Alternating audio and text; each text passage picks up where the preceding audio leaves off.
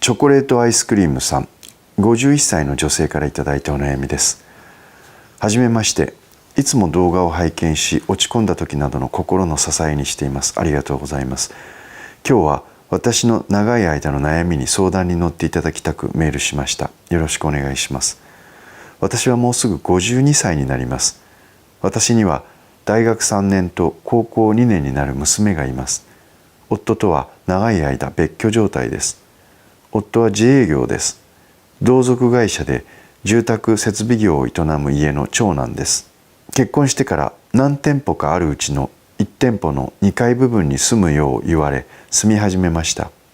夫の親戚夫婦がその店舗に住んでいましたが、私たちが住んでくれないかと言われ、自分たちは近くに一軒家を建て、そこに住んでいます。いろいろあり、新しく住みやすいように建て替えをしてくれたりしましたが、仕事の車の出入りやその他の騒音に悩まされたり、親戚にあたる夫の上司に会社の敷地内だからということで好き勝手されたり、とにかく落ち着いて住むことができませんでした。それにプラス、夫が多忙で帰りが遅かったり、家事のやり方に文句を言われたり、若いながらも一生懸命やってきたつもりでしたが、些細なことでぶつかり合うことが次第に増え、喧嘩が絶えなくなりました。結婚して15年過ぎた頃、話し合ってというより言い合いの延長のような形で勢いで夫が出ていく形になりました。それからもう5年くらいになります。夫は近くにアパートを借りて住んでいるようです。同じ敷地内に会社があるので別居と言えるかは分かりませんが、もう私の中には夫とやり直す気持ちはありません。夫が出て行ってから私は仕事を探し、介護施設や倉庫の軽作業で働いたり、職を何度か変えて、今は都内の大学病院で看護助手の仕事をしています。介護は2年、倉庫作業は1年務めました。今の病院の仕事は介護の経験が役立っていると思います。毎月少ないお給料から少しずつ積み立てをしています。下の娘が成人したら社宅を出て離婚したいと思っています。でも持ち家があるわけでもないので、将来の老後はどうなってしまうのだろうかとか、ここを出ていくと夫に以前話したので出ていくことになるだろうし、先の生活のことを考えたら不安になり、その時が来たら実際出ていくことができるだろうかとか考え悩んでしまいます。現在の生活費は社宅なので家賃も払っていないですし、光熱費も少し払っているくらいです。生活費も給料が入る通帳から30万ぐらいは使っています。夫は自分の必要な分を引き出しています。別居しているとはいえ恵まれた環境だと思います。ですが今は金銭面は不自由なく暮らしていますが、先を考えると不安になります。日々忙しくしているので寝込んだり悩み苦しむというほどではありませんが、ふとした時に思い出してとても不安になったりします。50代にもなり健康でいられるだろうかなど体のことも気になります。でもこのまま籍を入れたままでここに住み続けるのも嫌です。自由になりたいという気持ちも諦めきれません。自分にもっと経済力があったら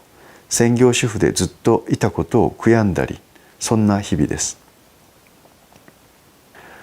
仕事も人間関係で悩んだり、今の仕事も長続きするかどうか分かりません。何歳まで働けるのかも分かりません。小さくてもいいので中古マンションでも買おうかとか頭では考えていますが、現実となるかも分かりません。娘たちもいずれどうなるのだろう。親子の縁は切れませんが、良い関係でいられるのだろうか。こんな状態で進んでいる自分は正しいのでしょうか。このまま突き進んで良いのでしょうか。もっと気持ちを強く持って自分を信じていこうと以前のように強気でいくことができません。大御和尚様、アドバイスをいただけたら幸いです。よろしくお願いいたします。師匠法という教えがあります。この一問一答でも何度も取り上げているかもしれませんけれども、改めて師匠法とは何か、それをはじめにお伝えしたいと思います。師匠法とは、不正、愛護、利行、同時の4つなんですけれども、人間関係の極意と捉えてください。この4つの極意、最初の伏せとは何か。これは自分以外の、他にですね、他の人に、惜しみなく与えること、喜んで与えること、それが伏せです。愛語とは何か。愛語とは思いやりのある言葉、優しい言葉、相手を思いやる言葉、それをかけること、これが愛語。利行とは何か。利行とは人のために尽くすこと、それが利行です。そして同時とは人と協力すること、共同すること、それが利行です。伏せ、愛語、利行、同時、この4つの人間関係の極意を、極意というより当たり前のことかもしれません。だからこそ極意なんだろうけれども、この視床棒、分かっちゃいるけれども、身近な人にほどこの視床棒を行うのは難しかったりするんですね。視床棒、人に惜しみなく与えること、愛語、人に思いやりのある言葉をかけること、利行、人のために一生懸命尽くすこと、同時、他の人と協力したり共同して何かを行おうとしたりする、共同作業、協力ということですね。当たり前のことを人間関係の極意として言わなければならないということは、わざわざね、視床棒とか言って、そんな当たり前じゃないかということをわざわざ言わなければならないということは、この当たり前のことが簡単ではないからなんですね。誰が聞いてもそれはそうだな、そういう人は人間関係がうまくいくだろうなって誰も聞いても思うわけです。でもその誰が聞いても思うことがなかなかできない。全然知らない人だったらできるんです。街中だったら親切にできるんですよね。街中だったらいきなり会った人に「おい、なんだお前」ってなかなか言わないですよね。距離があるので。だけどそれがですね、けれどもこれが身内になればなるほどとか、関係が近くなればなるほどそこに甘えが生じて、そして伏せ、その人のために与えるっていうこと、これを当たり前になってしまって、自分は与えてくれよ、だけど自分は与えないってなってしまったり、思いやりのある言葉を自分はかけてもらって当然と思ってるんだけども、相手にはかけなくなったり、相手のために力を使う、エネルギーを使うということが当たり前になってる関係だからこそ、なんでわざわざお前にっていうことになってしまったり、協力してやればいいことを協力しなかったり、くどいようですけど何回も同じこと言ってます。なぜかというと、これが身内においてできなくなっていく人たちが多いので、視床棒と言ってですね、人間関係の極意としてわざわざこれを教えの中に先人たちが解かなければならなかったっていう。さて、この視床棒がきちんと行われている、全部を完璧にとは言いませんけれども、少しでもそれを自分で行おうとして、そしてそれを行っているのであれば、大きく人間関係が崩れるというのはないんです。チョコレートアイスクリームさんの問題は何かというと、都合がいいことをお考えになっている、自分の都合のいいことをお考えになっているっていうことね。そこが問題。どういうことかというと、これまで、結婚してもう娘さんも大学生になられるような方が2人おられるということで、チョコレートアイスクリームさんなりに一生懸命頑張ってこられたんだと思うんですね。それでそうは言っても長年自分でも努力してきたんだろうけれども、ご主人とうまくいかなくなってしまったりとか、その住んでいるところがね、自宅でありながら社宅でありながら公共の場といいますか、その人が出入りしたりとか車の音がしたりとか公共の場でありながら自宅というかホームであるわけですね。でやっぱり自営業なさってる方とかね、私どころもお寺ですからプライベートがあってないような感じというのはずっとあって、でそれが平気な人ならいいんですけども、なかなかね、特に奥さんって言われる人は人の他人の出入りをいつも人の目があってなんか落ち着かないっていう感じがあるのは分かります、ね。それいろんなことあったんでしょうけれども、私が都合がいいというのはね、今ある程度潤沢に月に30万も生活費として自由になる、それで水道光熱費ぐらいで家賃を特に払うわけでもないっていう、その生活の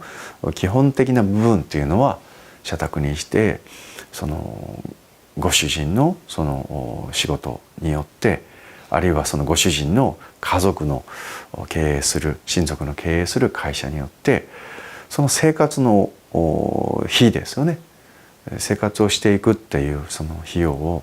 大部分というかほとんどを賄っていただいているっていう状況です。でそこは捨てたくない、だけれども出ていきたい、だけれどもいろいろとこれからのこと考えた一人でやっていけるかどうかっていうのも不安だとか、経済的に不安もある、自由になりたい、だけれどもお金の面が心配だ。でこれちょっと都合のいい話だと思いません？考えてみたらね、自由というのは仏教の言葉です。自由というのは自分によると書いて自由なんです。この一問一答でも何でも話しているので過去のいろいろな動画を見ていただいたら出てくると思います。自由というのは自分によるということなんです。他人によるのは他有ですね。自分によるのは自由なんです。だから自由になりたいという人は経済的にも、自分の生活に関しても自分でいろいろなことの責任を負って、自分を頼りにして生きていくということが自由なんです。仏教的にはよりどころとなる自分を精神的に作り上げるということが自由なんですけど、経済的にも自由というのは同じですね。よりどころとなる自分を作っていく、だから自由なわけですね。チョコレートアイスクリームさんはいろいろあったと。でそれぞれの家庭のことなので、それぞれの家庭のことで私もそこはどんなストーリーがあったのか、どんな歴史があったのかっていうのは詳しくは分かりませんのでね、今チョコレートアイスクリームさんがいろいろとご本人がこれまで努力をしたんだけれども、やっぱりもう今の生活はもうダメだと思うのであれば、老後ね、お子さんが育って、これで、ご主人ともう仲良くするつもりもないと、出ていきたいという、自由になりたいっていうんだったら自由になったらいいと思うんです。だけれども今チョコレートアイスクリームさんが悩んでいらっしゃる問題はどういうことかというとね、それは当然子供だってびっくりしますね。子供だってね、何お母さんって離婚するのってそしたら子供との人間関係もどうなるかわからない、それからそこを出ていったら、収入だって今のような潤沢な資金があるという常にあるという状況ではない、だけれど自由になりたい、これちょっと都合がいいというか矛盾してません？両方ともっていうのは。もし自由になりたいというんであればお子さんとも当然実はカクカクしかじかでっていう話をちゃんとしていかなければならないと思うし、それから自分の生活は当然ね、自分で成り立たせていかなければならない。それは当然ですよ。だけれどもこれが不安だ、どうしましょうか、私は間違ってるでしょうかって気持ちは分かりますけれども、そこを両天秤かけてるっていうのは都合がいいと思いません？というのが問題ね。で、処方箋は何かというと、もう50を過ぎて自分の余生を考えるタイミングに入りました。私は今言ったように自分で自由にそこを出て、今後はもうご主人とは離婚して生活をしていく、それはそれでありだと思います。今の状態を、今のね、嘘っこ状態ですよね。嘘っこ状態の生活、本当は自分はこんな生活をやめたい、ここにもいてもしょうがない、もう子供たちにとったってそんな状態でお母さんがいるっていうのはあまりすっきりしませんし、ご主人がだって出てったわけでしょ、ね、ご主人が出て行かれて、そしてよそへ住んでらっしゃる、それでご自身はそこにいらっしゃる。でこの状況をずっと続けていくのもなんかねっていう感じじゃないですか。当然だと思いますよ。年を重ねれば重ねるほどどんどん自分も年取っていくし、ご主人も年取っていくっていう時に、なんかとっても不思議な環境が続いてしまってるっていう状況なんですね。だからご自身にとっても幸せな状態じゃない、心穏やかな状態じゃない、ご主人にとっても心穏やかな状態じゃない、娘さん2人ともね、できることならお父さんお母さん何度か2人仲良くしてほしいなと思ってらっしゃると思います。そしてまたそんなぎくしゃくしている親をどこかで憂いながら、2人の娘さんもいずれ結婚してとかいう家庭を作るという時になったらね、やっぱりうちの両親はうまくいってなくていろんなことを多分憂うと思うんですね。なので、このままいたずらに今の状態を続けたくないというんだったら離婚なさって、もう自分は出る、ご主人の親戚というかその家の社宅でそういうところに依存することなく自分で出たらいいと思いますね。それは使えるお金は減るでしょうけれども、それが自由になるっていうことなので、そうしたらいいと思います。お金のつながりだけになってるので今ね。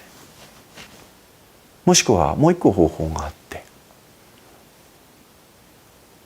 ご主人とも戻るつもりがないというぐらい今は心が全くないのかもしれませんけれども、私ね、ご主人がチョコレートアイスクリームさんを社宅に残して自分が出て行ったと、よそでアパート借りて自分が出て行った。だけれどチョコレートアイスクリームさんを追い出すことなくその社宅に残してるというのは、どこかでご主人の思いやりのような気がするんです。どこの会社に勤めても大変なこといっぱいありますよ。けれどね、自分の家族関係の会社に勤めるっていうのもこれまた大変なんですよ。親子親戚だからこそ力を合わせればうまくいくかもしれないけど、近いからこそご主人もね、いろいろな意味でその家族の同族会社の中でいろいろ思うようにいかんこともあられたと思うんです。これなかなか大変なんです。でそういう中でね、奥さんを社宅に残して自分は外へ出て行った。ね、でどこかでやっぱり奥さんを外へ追い出すっていうことをしなかった理由は、やっぱり奥様に対しての、チョコレートアイスクリームさんに対してのどこかでご主人なりの思いなのかもしれません、ね、夫としていい夫じゃないけれども経済的には不自由させないようにっていう不器用な男の人がやりそうなことですわ、ね、それで満足するかってもちろん奥さんとしては満足しないけれども、その部分がなんとなく私はまだ残っているような気がするんです。で、処方箋、私ね、チョコレートアイスクリームさんが自分でもう離婚して出ていきますというのはいつでもできると思います。本人さえその気になれば。そこにね、いやお金の面がとか老後の面とか、その自分にとって都合のいいことを考えなければ、自分一人生活していくんだったらなんとかなると思います。けれどもね、なんかもう一度その前に冒頭に申しました師匠母、ご主人にね、もう一度師匠母を行ってみてはいかがでしょうかというのが私からの提案です。不正、愛護、利行、同時、もう今のような状態になって、いや主人に対しても愛情もかけらもありませんと、もう全然もう未練も何もありませんという心境かもしれませんけれども、そんなもんですよ夫婦って。ずっと付き合ってるわけじゃないと思います。けれども好き好き好きという状態じゃないにしてもね、縁あって結婚してお子さんも2人も設けて、今まで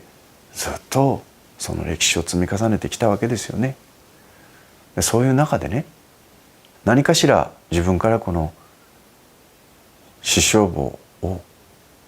近い、もう冷めきってしまった、お互いもう甘えきってしまった、舐めきってしまった関係になってしまったからこそね、もう一回チョコレートアイスクリームさんから少しでもできる師匠母を行ってみてはいかがと思うんです。仮にそのことによって関係がまた修復できなかったにしてもね、そこを出ていく、そこを出て自分で自由になりたいんだったら、師匠母をこの冷めきってしまった、お互いもう後戻りできないかもしれないぐらいに冷え切ってしまった関係の中に、いやだからこそもう一度師匠母を思い出して、一つ二つとチョコレートアイスクリームさんの想像力を総動員して人間の関係というものをもう一度ね、自分の行動を見直してみてはいかがでしょうかというのが私の提案です。師匠母は相手がそうしてくれてるから自分がそうするっていうものじゃないんです。自分から師匠母を行っていくということなんです。これもまた縁あって私の一問一答をご覧になって私に質問を相談をしてこられたのであれば、ぜひね、この仏の教え師匠母を実践をして、その上でね、どうしても今の望ましくない状況ですよね。嘘の生活でしょ。大人だがゆえに嘘の生活を平気でやるわけですよ。そこに慣れてっちゃうわけですね。お金の関係でしかない、ものすごい寂しい関係だったらさっさと出てった方がいいんですよ。いたずらに今の状況を続けていっても絶対人生の後半で幸せにはならんですね。なのでいずれもう戻るつもりはありませんとはっきり、ご主人とね戻るつもりはありませんとはっきりおっしゃってるので、なのでだからこそもう一度師匠母を自分なりに精一杯やってみて、その上で自立なさったらいいと思います。自由になられたらいいと思います。なぜ私がもうそんな冷え切った関係でいずれ出ていかれるということをどこかで8割方もし仮に思ってらっしゃるのであればね、そんなわざわざ師匠母をやってね、また出ていくのかとなんでそんなことをもう離れていくつもりがあるんだったらやれと大愚さんは言うのかとおっしゃるかもしれませんけど、それはチョコレートアイスクリームさんがそこをご主人の今のこの社宅を出て行って、会社の社宅を出て行って、そして、自分一人になるということがどこかで前提だからです。どういうことか。先ほど言いました視床棒というのは人間関係の極意と言いましたね。みんなね、お金の心配するんですよ。自分一人で食べていけるだろうか。けれどもこれまで私もいろいろな人を見てきました。でみんな生きていくためには人よりも何か突出した能力がないといけないとか、人よりも突出した知識がないといけないとかっていうふうにして思うんですね。確かに会社とか何かお金を払って仕事を依頼するということになるとね、突出した能力とか突出した知識とかね、そういったものがある人、お金を稼ぎやすいのはその通りなんです。だけれどもね、やっぱり人間関係っていうのは人間同士のつながりなんですよ。人より突出した能力がある人と、まあそうではない、普通かな、むしろ普通以下かなという人の方が大半なんです。ピラミッドみたいになってますから社会は。能力がある人っていうのは一部です。じゃあそれ以外の人はどうやって生活してんだってね。人よりも突出した能力がなかったら生きていくことはできないのかと、そんなことはありませんよ。人よりも知識がすごい豊富じゃなければ生きていくことできないのかと、そんなことはありません。そういう方々はより稼ぎやすいということはあるかもしれないけれども、そんな人ばっかりじゃないんです。じゃあ突出した能力がない人がどうやって生きていったらいいんだろう、若いうちならいいかもしれない、年取ったら生きていけないのか、そんなことないです。お年を召していらっしゃってもね、ちゃんと生きていらっしゃいます皆さん。でもちゃんと自分が生きていくという上で重要なことは能力とか知識、それ以上に先ほどの視床棒なんです。能力がある人というのは能力をお金で買われているんです。知識があるっていう人っていうのは知識をお金で買われているんです。だからお金に換算するときには換算しやすいけれども、先ほど言いました不正、愛護、利業、同時、これができる人は長いことを人から大事にされます。わかります？能力だけで生きている人は能力だけ買われてるんですよ。仮にものすごい突出した能力があっても視床棒が全然ダメな人というのは長続きはしません。この能力が使えるうちだけそこにお金を払われて、あとはできることならばこの人と一緒にいたくないってなってしまうんです。この人の能力も延々とは続かないですね。だからその人の能力がお金を払うに値するパフォーマンスを発揮しているうちはいいですけど、それがなくなったらすぐにその人は仲間として大事にはされなくなってしまう。人より突出して知識がある人、この人はずっと知識を磨き続ければそこに対してはお金が払われるかもしれませんけれども、この人がその知識によってね、知識をお金に変えるっていうことができなくなった時点で、その他の視床棒の要素がダメであれば、何一つこれを磨いてこなかったのであれば社会から必要なくなりますね。けれども突出した知識とか突出した能力がなかったとしても、この視床棒、不正、愛護、利業、同時、これをね磨いてきた人たちは突出した知識とか突出した能力というものがねなくてもやっぱり社会の中で誰かしらが大事にしてくれるんですよ。人間の社会ってそういうもんです。だからもしねチョコレートアイスクリームさんが不正、愛護、利業、同時、これをどんな人でも外の人だけじゃないですよ、家族に対しても、自分の親戚のその会社の人たちに対しても、そのご主人の会社の人たちに対しても、相手がどうじゃない、自分がやってきたんだったら堂々と独り立ちなさったらいい。自由になさったらいい。大丈夫。ちゃんと誰か助けてくれる。けれども、もしね、それをご自分がやってこなかったんであったら、